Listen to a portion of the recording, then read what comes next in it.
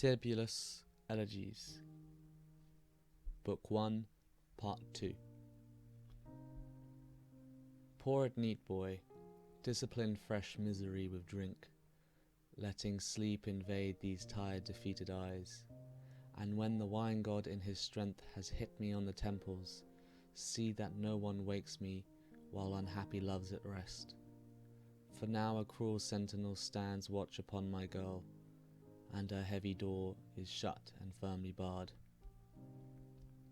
O door, stubborn as your master, may the rainstorm lash you, and, launched at Jove's command, may flash of lightning blast you.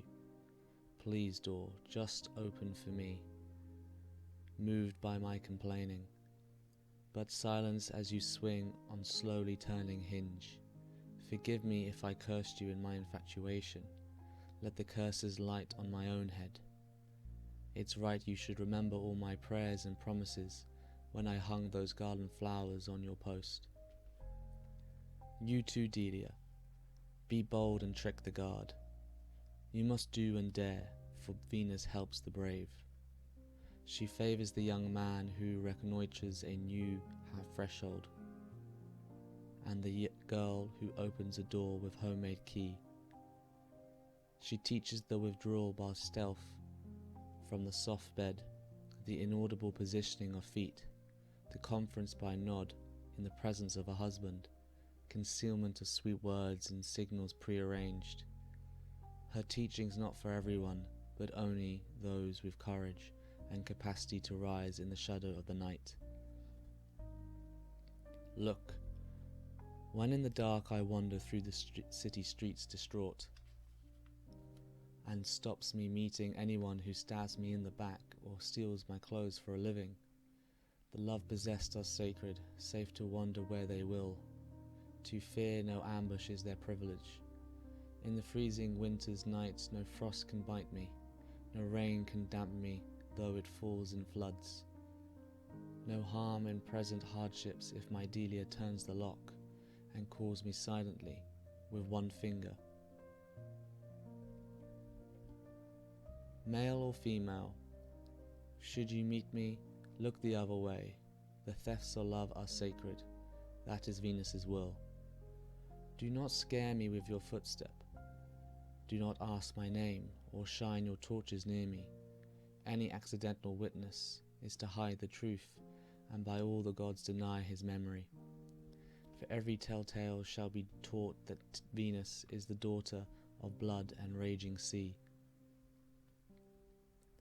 In any case, your husband won't believe him, Delia, for so an honest witch assured me by her magic.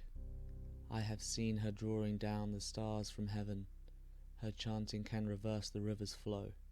Her spells can split the ground, lure ghosts from graves, and call down bones from smouldering pyres. Now with magic wailing she holds the infernal troop.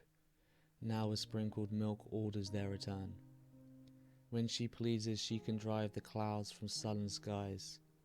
When she pleases muster snow in summer's dome. Only she, I'm told, knows all Media's evil herbs. Only she can tame Hecate's fierce hounds. She has written me a spell to enable you to trick him. Speak it thrice and spit thrice when you have spoken.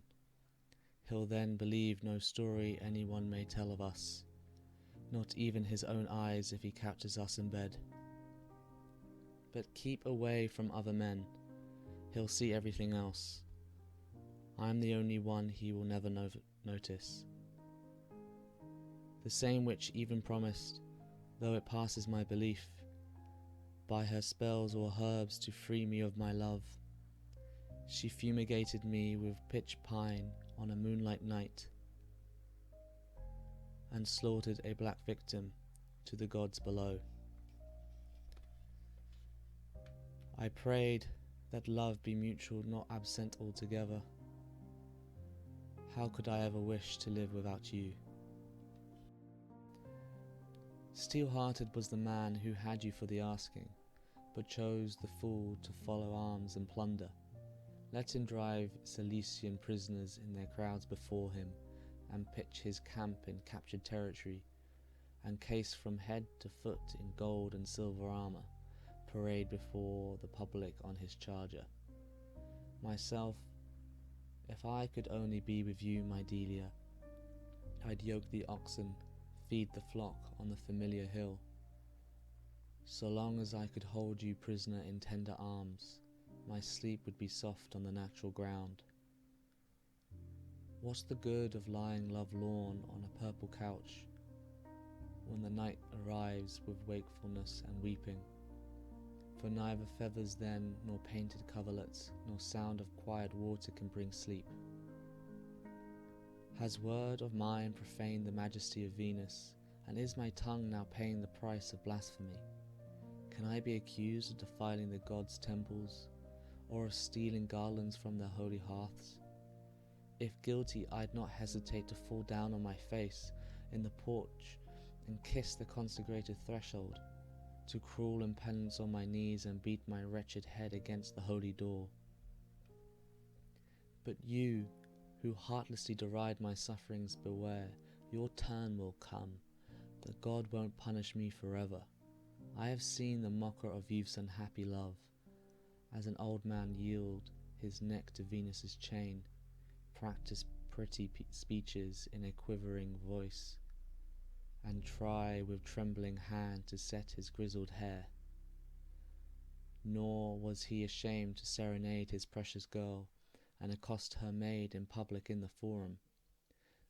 The young men and the children throng and thrust around him, spitting in their tunics to avoid bad luck. But Venus, my devoted heart is ever at your service. Have mercy. Why in rancour burn the harvest that is yours?